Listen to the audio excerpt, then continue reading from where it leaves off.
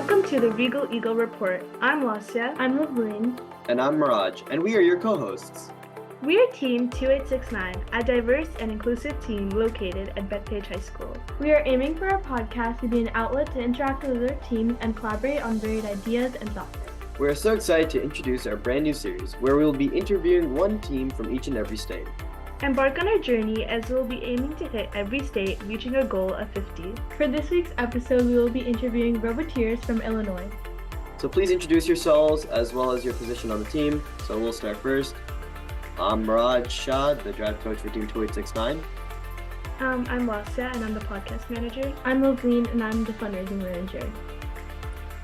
I'm Liam Porritt, I'm on programming. I'm Rick Gonzalez, and I just do whatever. All right, yeah. And I'm Ben. I'm one of the mentors in the team. Perfect. So we'll get started with our questions. So our first one is how was our team founded? What is its origin? Can you answer? I don't know this one. Or I can jump into any of them. Our team was founded in 2008, and it was pretty small because our school isn't a super large school, so we didn't start with a super large team. We kind of started in a industrial tech shop area, which has now been converted to a CAD classroom. Yeah. So just to kind of show right now, for the video viewers, right now we got a much larger building that we built ourselves over the course of the second half of 2021. So basically the team members all got together, chipped in some cash, and put together a big building. So it's been quite a journey here, and we're just now starting to build the field. So it's been quite a time, and if we get to the end and we want to, we can do a little bit of tour around, but it's going to be a bit loud if we do that. So just putting that out, that if you had to say one thing that was unique about our team, it's probably the fact that went and built that. Yeah, that's so nice. So is there a story behind your guys' team name? No. Someone picked it. Oh, so you just chose the first name you got? Yeah, honestly, I don't know. Yeah, it was before my time, so. It was before all of our times. So I guess kind of going off of that. So how many years have you guys been involved in FRC, you guys specifically? It's been 20? It's your first year. Oh, for me, yeah, it's my first. For me, this is my second year in FRC. Not a question for me, but 20th. 20th. So you said your school district's wait, is there a team within a school district, or is it outside? We're a 501c3. Okay. So it's but it's on school grounds. So it's kind of a weird hybrid scenario that we get a lot of autonomy, but at the same time you get connected to the school. So you get both the good parts of both. Mm-hmm. How many members are in your team about? About 24 members. Pretty decent size. We, I think, have around 30, but we're an actual, we're a only part of the school district, so I think that's probably why, because a lot of people just kind of stop by. Are the 24 members on your team, how would you say consistent members and all that?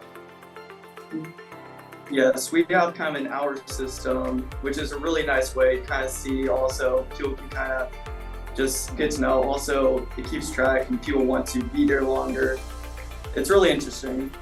It also becomes But yes, we're all really consistent, which is kind of exciting because we get to know each other more. That's cool. Do a lot of you within the team go to the same high school? Actually, that part of it's pretty mixed. While we are in Tremont, which is where our building is, we also have a lot of people from Warren, a few people from Pekin, which are cities that are nearby us. So it's kind of exciting because not all people you know. Mm-hmm. So can you guys talk about how your team has tried to increase membership throughout the years?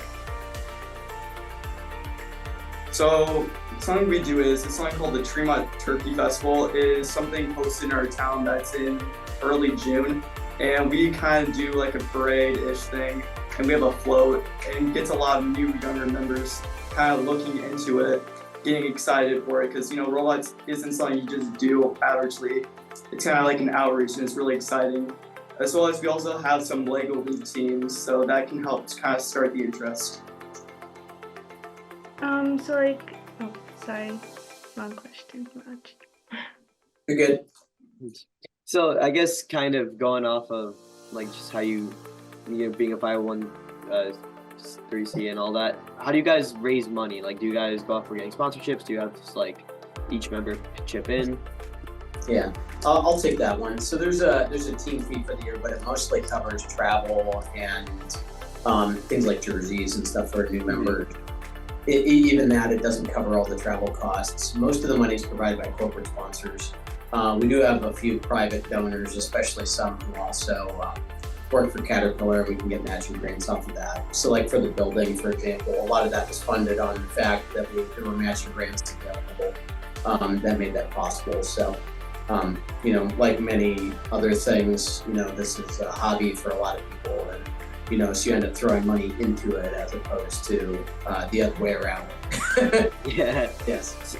How'd you guys go about getting your space? So like you guys are showing off the like big field and all that you guys have. So did you guys get that from somewhere? Like how'd you guys get getting that?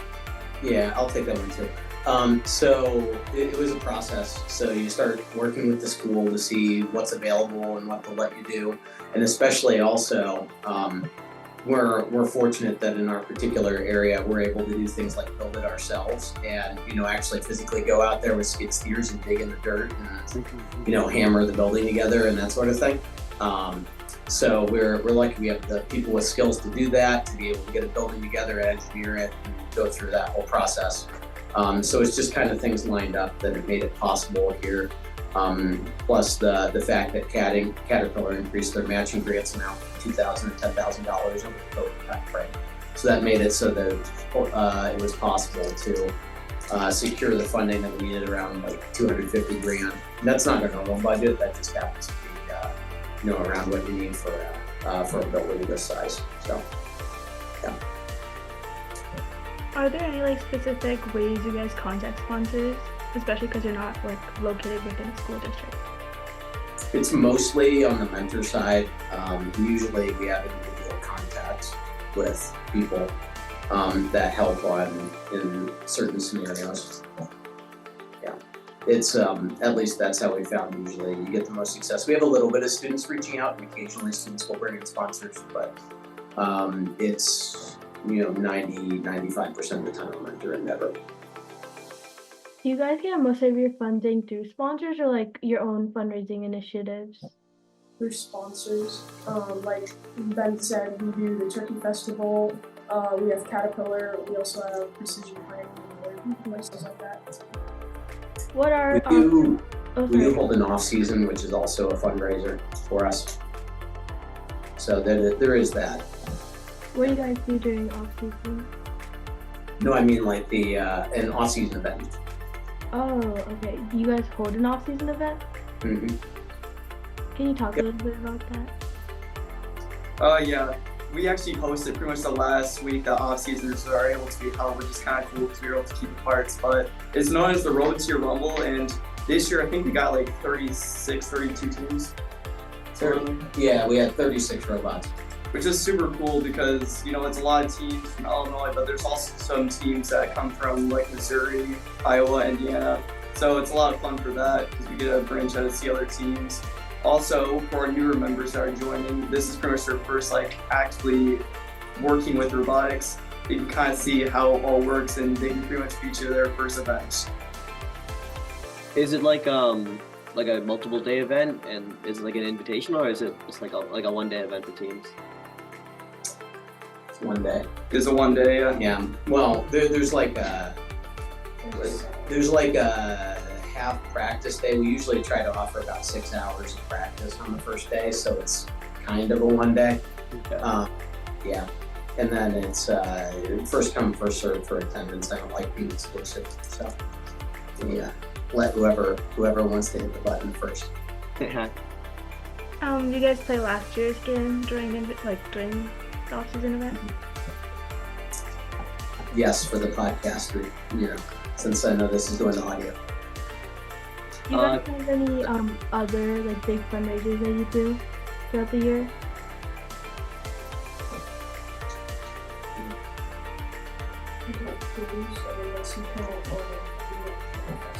Yeah, that's pretty much it. We've done some. We did a Texas Roadhouse fundraiser this past year, but I wouldn't say it was. It's on the smaller side. It's a sub $1,000 fundraiser, so it's not a huge chunk of change that you come off of it, but it's good for engagement. So. With your guys' field, do you guys host anything before competition starts? Like you can have other teams practice, or do you have something like that? Well, the building's new. We did one thing last year. Were you here for that? I was. Yeah, but not a ton necessarily. There are a couple fields around here. 4143 has one, and then the Caterpillar field up is on the north side of the Peoria, Illinois area. And then you've got a number of teams that use that too. So there's a few full-size fields around here. Kind of segueing more into your robot and robot design. How has your guys' robot evolved over the years? And kind of one thing a couple things I want to ask about with your drivetrain choices for a few years. I know you guys, I like to call it the boat drive, where you had 5 swerve modules and 6 swerve modules. What was the kind of basis on that? You guys want to answer first? And I'll follow up on that. I can try. It wasn't during the year, but I did watch a lot of videos. Yeah, we had a kind of bow-looking design where we had kind of a hexagonal shape, or octagon? Octagon, yeah, 8 sides. And we had 2 wheels that would pop up to climb the truss. And that was a really unique design, kind of set us apart from the rest. And I'm assuming it was a lot of fun to make, but also a lot of struggles. Yeah, I have watched a lot of videos on it too. One thing I saw is that we were 50-50 on making it for shots. We weren't, it depended on where you were, and it took a little bit of lining up. Yeah, there was a turret bug for a lot of it, yeah. But yeah, I mean, I think when you build a 40-inch drivetrain, you take up a lot of space, which is kind of irritating. So there were probably a lot of dumb design decisions, to be quite frank there, unfortunately. But yeah, it was fun. It got a lot of attention. It also set us apart from the other teams. Yeah. So very cool. That was fun. Yeah. So that climb decision where you climbed up on the truss, what was the design process for that? Because when I saw that when a few years ago, I was like, whoa, that is so creative. I was the only one here for when that happened, but someone came into a room and said, hey, look, there's this Chief Delphi thread where they're talking about wall climbing. That seems like a dumb idea because someone's going to tell that you're, that they're going to complain about you scratching the glass or something, but maybe we can climb the truss. Let's look at the geometry for that. Well, it looks pretty tight, but it looks like it's possible. That sounds interesting. Let's do that. That's me paraphrasing. But, yes. Yeah. Yeah, so you just saw a nice thread and you're like, oh wait, maybe that's a good idea. Well, I mean, it's a little more involved than that. But some quick math in terms of figuring things out. It's kind of like, well, we have to build a 40-inch long robot. That sounds kind of, I don't know how I feel about that. But that wheelbase is going to be bad. But we can put 5 swerve modules on it and we'll have a better wheelbase. Okay, I guess we can make that work. And that also means we get 25% more power. Okay, that sounds great. Let's do that. You kind of get the idea. Yeah. So gearing back towards outreach, you guys mentioned an FLL team. Is your program or 501(c) team affiliated with that FLL team? There's a number of FLL teams around here, but we're not. None of them are directly under our 501(c) at this time. Do you guys mentor any teams like FLL, FTC, other FRC teams? We've done a couple FLL. I would say there's a lot more assisting than mentoring if you use certain impacting word definitions. Mm-hmm. Yeah, we assist a lot of teams. I wouldn't say we directly mentor many teams. That's nice. Like the assist list is well over 100, but So do you guys like help them with competition or like give parts to them, or how do you guys assist them? whatever they need. How many teams are in Illinois? 50 something. It's like 56 or something. somewhere around that number, around 56. I forget the exact. Luke's in the ballpark. So like are like your regionals in your state or do you guys go like out of state? We usually, We go out of state, right? yeah, usually one of them we go out of state, and then the other one we do the Central Illinois regional. We don't do that probably. Yeah, it's at Bradley University, which is in Peoria, Illinois. How far is that for you guys? Like, do you guys commute for that as well, or do you hotel? We did commute for the Central Illinois Regional. It was 30 minutes away, and this year we are doing a new regional. It's going to be in Tulsa, so I'm guessing we are going to be commuting for that as a group and with hotels as well. It's about 8 hours for that one. It's not bad. So, kind of, what are some of your more like major outreach initiatives with like locally, and then like if you do anything internationally?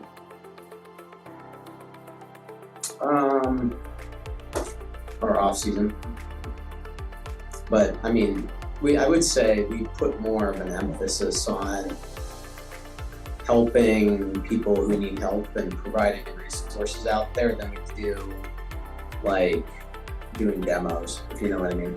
Yeah. Yeah.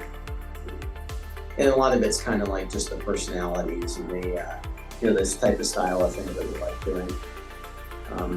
I mean, I ran an RI3D last year, if you count that. I don't know. There's a variety of different things. Which RI3D did you guys do, or did you do? I did Redux, and before that I did First Capital a couple of years ago. I really liked Redux. I remember I think we were doing a lot of design based on that one. It's a lot of work. It's tiring. Been doing this.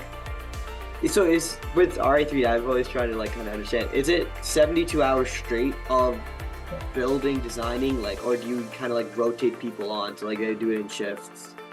We had a sort of rotating crew because it was hard to get people for the full 3 days. Mm-hmm. So we just kind of had a lot of local people who kind of came in when they can, and a few people who came in from the outside. We all told there were probably like 30, 35 people in and out, but we never, and I don't like doing RI3Ds that go too far past midnight because I like getting at least 6 or 7 hours of sleep. And I mean, a lot of it is just, you use a lot of COTS, and you just try to build a COTS robot as quickly as you can, or in our case, we built 2, but yes. Because I was afraid, I set it up for 2 because I was afraid we wouldn't have more work for everyone to do, which I was right. So we needed 2 robots in order to have work for everybody to do. So do you guys stay more like locally, like through outreach, or do you guys ever like reach internationally? Local, or people who reach out over Chief Delphi or whatever, or other places. I mean, we'd help internationally if someone asked. There was a guy from Lithuania who emailed us one time, and we met up with him at Worlds. I mean, I think a lot of it's just kind of like, when they're curious, you make sure you help them out. Yeah. So your team won Chairman's. So what year did you guys win it, and like what initiatives do you think really pushed you guys to win such a big award? We won last year, right? Correct. Yeah. I wasn't here last year, so I didn't know. You were. Yeah, so we did end up winning last year at our Seven Rivers competition, and kind of a large premise of it was pretty much getting people together to help a single cause, which this year was our building. So that was a huge process, and it was a lot of people working together. Also, it was just kind of about outreach and with the community, as well as with our Roboteer, Rumble, off-season events. I'd say we'd like to focus on the big ticket items that take a lot of time, as opposed to a lot of small things. Yeah. How long have you guys been running? Meaningful and useful in the long term. How long have you guys been running the off season? 2 years. 3 years. So obviously you guys went to Worlds. If any of you personally went, can you share your experience with us? So I personally went, that was last year, and it was actually kind of new because it was my first year, so I didn't know really what to expect going into it. But so when we went in, it was a lot to look at because there was a field set up with just lines and lights and stands. It was actually kind of a cool experience. And just overall throughout the entire thing, it was a lot of enthusiasm, a lot of excitement, and yeah, definitely something to go to.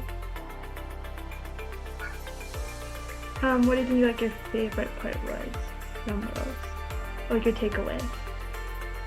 Probably one of my favorite parts was, so last year my main role was scouting, and I felt like during Worlds I had a bit bigger of a role, so that was kind of exciting to just kind of take on a more meaningful role, especially at a higher level, and that was probably the most exciting for me.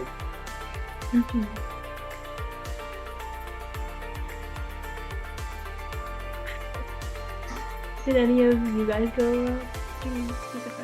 Oh, Did you well, Yeah, I'm trying not to answer all the questions as much as I guess going on with you like World Championships, you guys actually won Worlds in 2016, and what do you guys think your alliance had? It was you guys 330 and 364, 120 and 1086, I believe is the other one. So like you guys obviously played amazing, and there was that crazy moment with 330 where they were able to get back up. What do you guys think contributed to your guys' World Championship win? People thought that robot could shoot over extended walls. So 330 picked us because they thought of that, and 120 was available on the back end. So it was really just the way that the scouting worked out. They thought you guys could get over the defense, because I know defense was a big part of that game where they had like a team with a barrier just kind of blocking.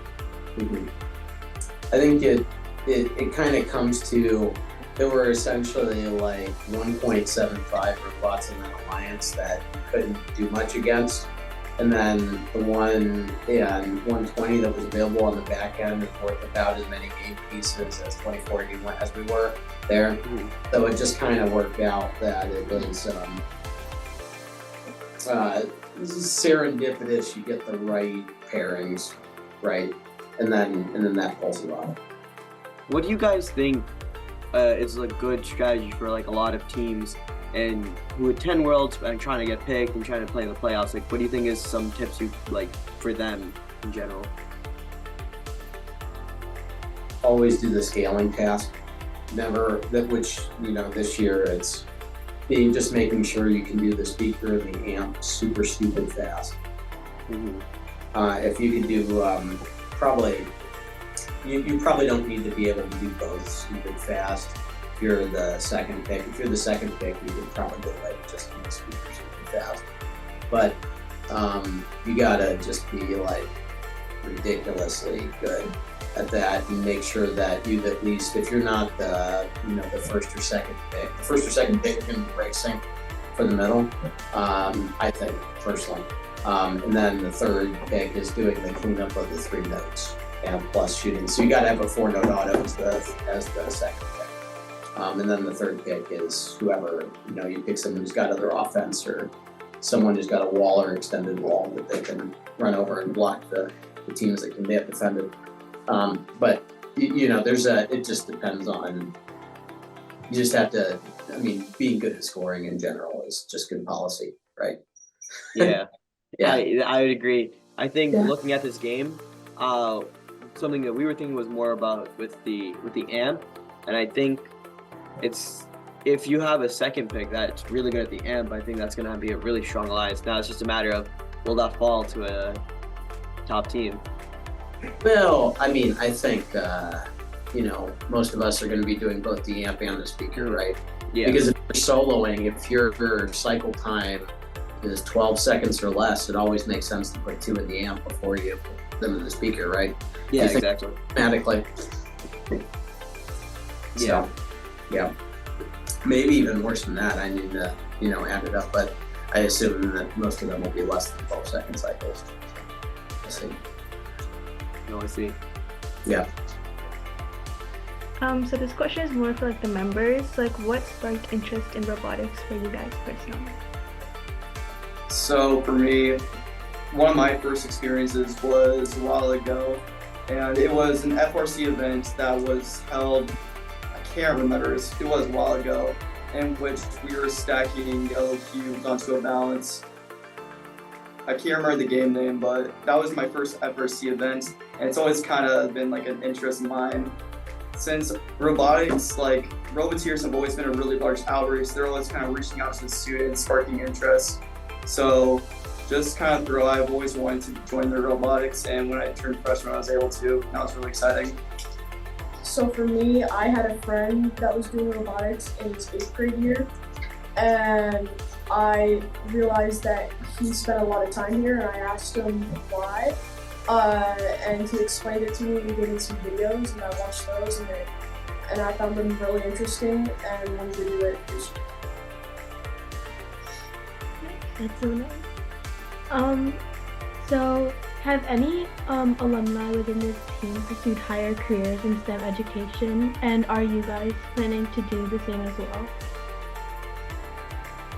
I'll answer for the alumni. We probably, I believe, we found, 50 to 70% can go into STEM, something like that. Almost everyone they either go to college or they go to the military.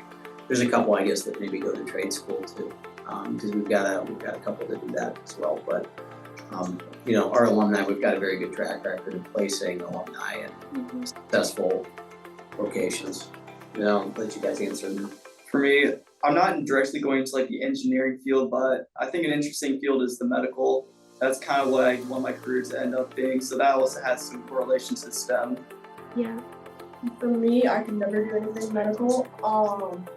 I would like to do something engineer when I grow up, but that's in the future, so it could change. Mm-hmm. So now it'll be more of like an open floor discussion, and you guys can ask like us any questions you guys have. So a 50-state initiative. How many have you done, and how many do you have left to go?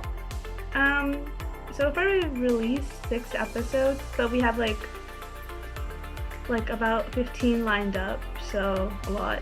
Yeah. But hopefully we'll get to 50 soon. Yeah. Good luck getting, Alaska. I think there's one team We there. contacted Nerds of the North from Alaska, Yeah. and they never got back to us. So I think Nebraska's only got a couple too. That yeah, one's got Nebraska. They only have one team. one team. They reached out. Yeah, they never responded. So we have to wait. Uh-oh. We'll Yeah. probably try to reach back out to them. We might be able to get something done. Mm-hmm. They might have FTC teams. You could always bend the rules there. Yeah. Mm-hmm. That is true. We can always bend the rules. Get Yes. to 50 states. Yes. Well, we don't bend the rules. This is more than making the wrong rules. True. we Yeah. go around. I don't know about going around the rules. Loophole. But I'd say we always follow the rules 100%. Right? But we find a way to. Well, there's always these things, right? Like Look, it's not written down. It's not written down. We So, didn't it's we didn't say 50 FRC teams. We didn't make. oh, there you go. We said you could 50 interview teams. FLL teams. There you go. Yeah, could have been anything. FLL teams might be a little harder. I don't know how. I mean, there is a database for them, right? Imagine. I bet you could find an FLL team in Nebraska, didn't you? Yeah. Yeah, that'd be fun. You guys have like any other questions? Not a ton. Do you have more? Do you have robot questions? We're better at answering robot questions. I I mean, how's your guys' build going? You guys, how's it, coming out? Do you guys have like your machining process started and all that? Yeah, I mean it's going along. I would say, no spoilers on it, but it's Yeah. I mean, We've made a prototype. yeah. That's good. Well, Are you guys gonna make it like the first robot shell? Oh, like the alpha? Yeah. Yeah. Are you guys are you guys gonna make another one of those really cool robot reveals that you always do? I don't know. We'll see. We'll see how much done. We didn't do one last year. I mean, but the one before that one blew up because of the climb. Yeah, but that one had to get a reveal. Like That's true. Yeah, because it was just too interesting to not get a reveal. But I don't know. This year's robot is more interesting than last year's, but less interesting than than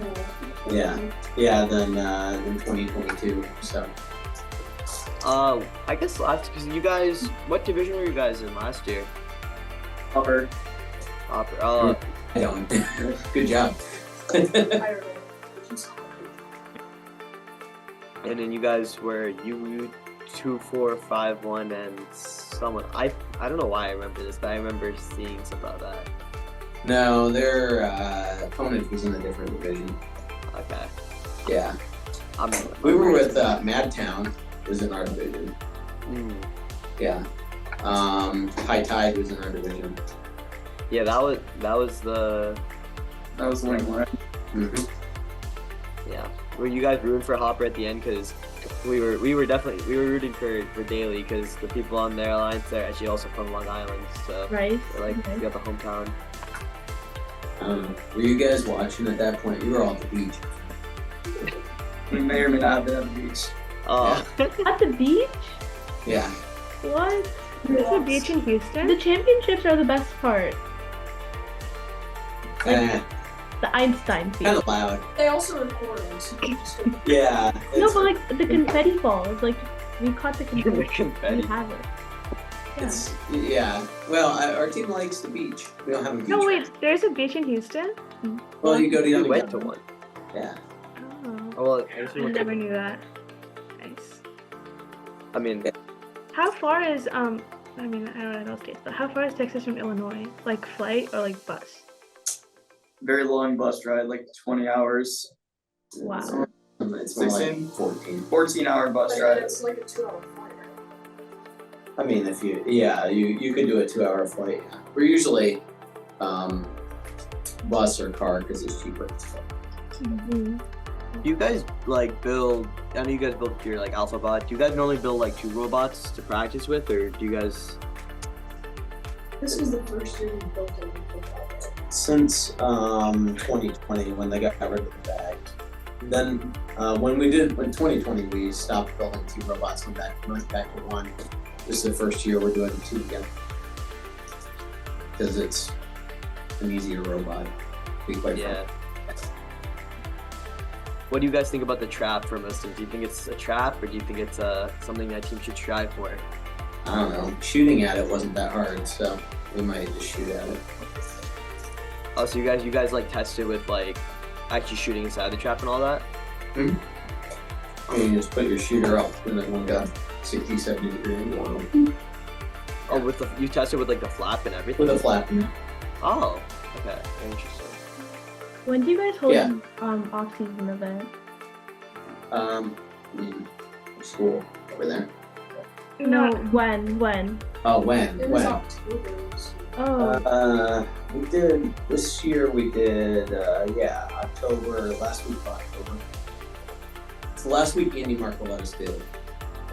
oh, okay. We also hold an off-season event, but it's this year. It'll be this year's game. Yeah. Yeah, It's so an off-season event. Well, It's a week 0 event. Week 0. Week 0. Yeah. so we build. Yeah. Oh, yeah. Yeah. We basically build a field out of wood, and then our high school allows us to, for one day, invite as many teams from Long Island that sign up, and then we can host practice field for them to try out, because we do it March 3rd this year. It's like week 1, but since most New York regionals are after that, we kind of give them that time, give enough time to develop and all that. That's fun. Nice. So, I don't know. We might, maybe someday we'll hold the league zero. If we did, we'd probably just hold it over here. I just we wouldn't want to Right. do something crazy, but we'll see how we feel about these things. Our robot's not really in a state that it's ready to do that. So they have to do a real estate go on. We'll see. We're notorious procrastinators, but the build season never actually ends. It just goes for 4 months. So, yeah. So by the time you're done, you've got the kids with 400 or 500 hours clocked for the entire build season. It's just crazy numbers. So you guys have like the hour system, so you track every hour for each student, right? Right. That's so cool because we actually started doing that this year, where we have a scanner system. So you like tap to sign in, tap to sign out. We've been tracking. We have a leaderboard, so it gives people competition. So Yeah, that breaks every 2 days. Yeah, that's what I've got right here. oh, that's really cool. Yeah, the current leader has 161 as of right now. Wow. We started ours like 2 weeks ago. Or was it 2 weeks ago? Ours started at the beginning of the month. Yeah, we're like 3.5 weeks in now, something like a little bit more than that. How so he's doing more than 40 a week. Wow. What are your guys' hours every day? Typically, because our school is right there, I can just kind of walk over from school, and that ends at 3 o'clock for us. And what's really nice about our team is that we actually provide dinner, a different pairing each night. So that's at 5:30. So that's always fun that you can kind of stay through dinner and we don't have to leave. Yeah, for me, I just come whenever the shop opens, and then I usually stay till about 9. Every day? Except for Wednesday and Sunday. And Saturday is from like 10 till 9. Yeah, we have a hard no meet Wednesday and Sunday. But the end times are soft. We'll go home when we get tired.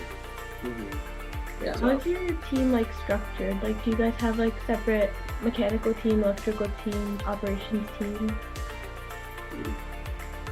Or just like everyone does everything? Do what you want to do. For instance, I've been watching a lot of programming at the same time I'm doing CNC, and then I'll help with constructing the field. We have people jumping and doing marketing stuff, and then go in and help them with the robot a little bit, and then go check out some programming stuff, and do what you want to do. Yeah. We have no leadership positions. So it's just show up on motivation, and you kind of just have bang fun. it out.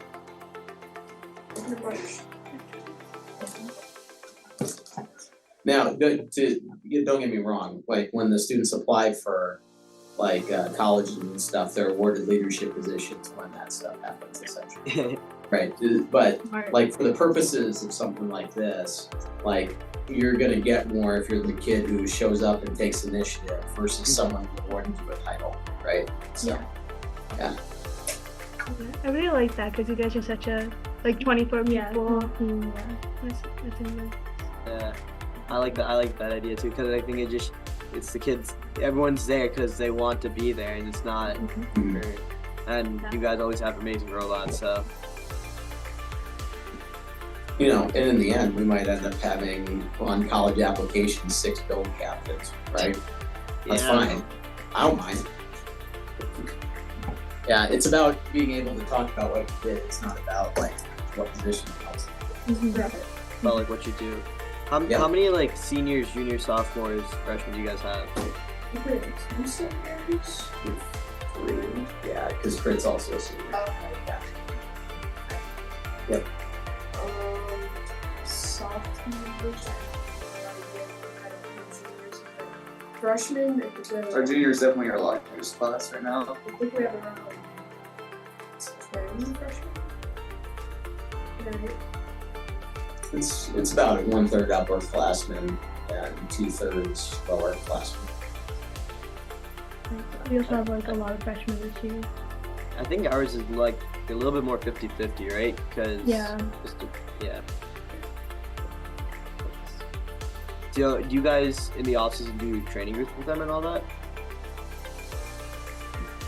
Some training. I think we try not to burn people out in the off season.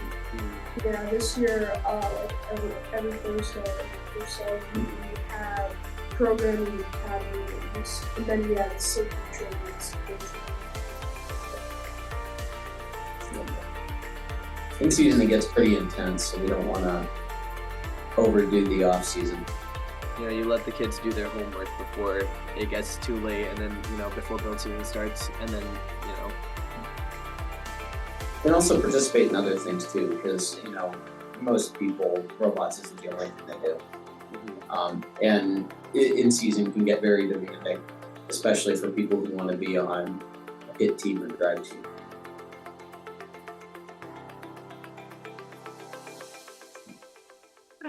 So that's basically all the questions, unless you guys have anything else to ask us. Especially where we can turn it around. Look at the field out there. Raised seating. Yeah. yeah. That's really cool. Yeah. It's cool that you guys built the whole thing, like your Yeah. building, yeah. Yeah, we built it. We built it over the last couple of weeks, actually. Where's the camera? Thank you. Yes, Luke knows where the buttons are. Yes, yeah. We had, the fun thing when you build your own, stuff, you get a, you can install 65-inch TVs in your conference room. Yeah, get your. You guys watch games on there? Like, Yeah, I mean, we were watching one of the NFL playoff games Oh. over. Well, that's on the 85-inch TV. I'll take that in the other room. But yeah, this metal field, these guys among others have been working on putting this thing together over the last couple of weeks. So it's pretty great. And it's a full field and everything. So you guys, do you guys do your building in there as well, or? Yeah. Here, I'll walk around doing my best not to show the robot off as much as possible here. But yeah, we got okay, we'll blur it. restrooms. We have this new kitchen. It's pretty cool. What? Yeah. Yeah. Oh my god. Actually, serving area. Dang, we have a soda machine? You could just Yeah. move here. This is Hi. this is a podcast that this one team's recording, so I'm doing a building tour really quick. Yeah. So here's the 85-inch TV. We have That's like a pretty cool. bunch. That's crazy. Yeah. We got the soda machine. Oh my Yeah. god. Just when they come this over. is- do you guys like Yeah. sleep over here? Like, Yeah, we basically all the creature comforts. Yeah. Gotta have all that stuff. So where's like the bedrooms and all that for its Yeah, you wouldn't have a sleeping area here. That's not something that we condone. Wow. No, I guess you have the couches. Has there All been nights where people have slept over here? No, there have not. That's a good sign. Yeah, they're running some tests on last year's robot right there. There's the raised couch seating I was talking about. Yeah. Couple mills, wow, you guys have the whole staircase. CNC. Yeah. This is And one you of the guys lofts. built the interior all yourselves, right? Yeah, we did. That's really impressive. Yeah. You guys raised Yeah. all the money for this yourselves? That's cool. Well, we're very responsible with how we do that stuff. Yeah. We're gonna go up here. And like the team's family helped fund it as well, right? What? Sorry. Like your members from your team, like their families, like parents chipped in as well. A little bit on some of this stuff. I would say that it varies here. The school the school helps with not money, but they provide like utilities and stuff too, so that's nice. That's really nice. Lost This is so cool. So much organization. Yeah, lots of organization. So we got, you know, these we got these from a Bed Bath and Beyond that was going out of business. So Smart. Wow. yeah, and you can look at all the robots over here. Oh wow. Oh my god, they're on the edge. There's boat drive. Yep, there's 2022. It has its Falcons ripped off of it. This is Raj's favorite. Yeah. Yeah. This is the other crazy one, the bike wheel. The one that didn't get to play. Do you guys know about XRC? The game Yes, I know it was featured in XRC. Yeah, that's the bot I normally play for 2020. Yeah. But yeah, probably the best one was actually this one right here, 2015. Like relative to the field, that was probably the best robot. So how long have you guys been doing like swerve drive? 'Cause I know you guys did it before COTS and all that, right? Yeah. So the first one was over here in 2014. So it used the Revolution swerve modules back when that was a thing. So it was the first COTS swerve module you could buy, but you had to do all the top stuff yourself up here. Mm-hmm. But so that was the first one the team used, and then the 2015 was like it also used the Revolution down here. Yeah, I don't know why that's here. I think we could take that down. Yeah, one probably took it off that. But then we started 2017. That's when I think that's got a Revolution module too, but that's got a shifting swerve on it, I think. Yeah, that year was this and then we started going custom in 2018. This one is a shifting swerve with the PTO, but the PTO was never used because the PTO was for climbing, but the robot never actually climbed. Yeah. But it's still won 3 regionals, even though it had no climber. So take that for what you will. 2018. That was an interesting year with the timing. Yeah. It had a 3 cube. That's why it did okay. 2016's over here. And this one's the world champ. It's pretty simple. It's got fun fact. It has an Omni wheel in the front here. Really? Yeah. So we used an Omni wheel to help it so it could actually turn. So you had 5 regular or 4 regular, like 4 tires?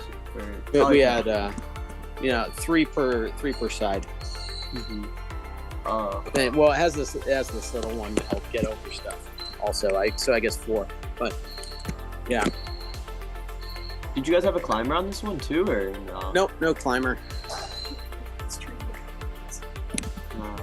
And so you guys just ran that one. Yeah, there was no feedback on this too. I was, told this retroactively here because I was on 225 at the time. But this one, it's they basically just turned to it and stopped. There was no like feedback loop. Wow, the drivers must have been really, really good that year then. Yeah, or also just like the way the architecture was done was just like better in terms of like just having a lot of space and the particular size wheels that were there and that sort of thing. So, and it was just better to be tall, but people out went short for the low bars. So, it was just easier and more accurate when you were tall. So that's why we did better there. Wow. I mean, it all makes sense. It's just all. You guys are here still for like another hour and a half, right? You guys or like another hour, I'd say, right? Yeah, probably longer than that. That's why I initially put out 9. You initially put out 9, but what 9 means to leave by is 2 a.m. Well, sure. We don't actually leave at 2 a.m. We haven't had that. We haven't had those days yet this year, but we know they're coming, and we're ready for them. Hopefully. So many posts. all the off-season stuff. How many notes do you guys have this year? Right now we have 31, I think. Probably try to buy more. We're the soda fountain. So whose job is it to refill these every day or every few times? Well, we don't have to refill them every day, but Yeah. The CO2 we had to refill recently. This one. Yeah, that one's the Mountain Dew. We don't have it's not set up on all of them. I didn't know we had 4. Yeah, there's 4. The unsweet tea is in the lemonade spot. Yeah. I think that's the first year upgrade we should make to our lab. Add a soda machine. We don't have any space. We can make space. You know the closet? We can just take everything out of the closet and take it out and just do the soda machine. Wait, how long It's, did it take for you guys to build the whole facility? Say that again, sorry. How long did it take you guys to build a whole facility? Well, we started August. Here, let me flip the camera back around. We started August of 2021, and then we got the occupancy permit 2 days before build season. No, we started August 2022. Excuse me. And then we got the occupancy permit 2 days before build season in 2023. And we've been doing a bunch of work over this off season just to upgrade things, like put in all the storage and actually make it so it's not just a heated shell that we kind of had before. Right. Yeah. So, yeah. Where did you guys used to work like before this facility? Just a classroom, an industrial classroom, essentially. They had about 1,600 total square feet. Like that. It was tight. 40 by 40. Yeah. It's a lot less tight now. But we, paid and worked for it. So. Yeah. And it's really impressive just because the fact you guys built that whole thing. You guys have the mills, CNCs, all the machinery. Like, and maybe in the future that's something we could look to do and get that soda machine, because I really want a soda machine in our lab. I think it's almost more economical to just get like cans of soda. I'll be honest, like it really is, and then you don't need to deal with maintenance. It really is. So yeah, like it was a lot of cleaning. Well, it looks cool, so. It looks cool, and I'm assuming performance graph pre-soda machine and post-soda machine be like exponential curve. I don't know, man. Our EPA is pretty good, so we'll see. It's hard to like crack up a little bit higher than that. So, do you guys have like a Illinois team circle? Like you guys have like a bunch like teams that you guys are like close in the circle, and you guys kind of talk a lot. There's some on the mentor side a little bit, to be honest. You guys talk to what? I talked to Argos more than anybody else, honestly. But I mean, I talked to Argos a decent amount. Every now and then we'll talk to Wild Stang. I mean, the other local teams we'll talk to for things, but yeah, I would say it's no one's like going around and sharing design stuff super extensively. I would say everyone's a little bit closeted, us included, on that end. Yeah. I mean, Wild Sting has their open alliance thread, so I mean, they're a little. Yeah.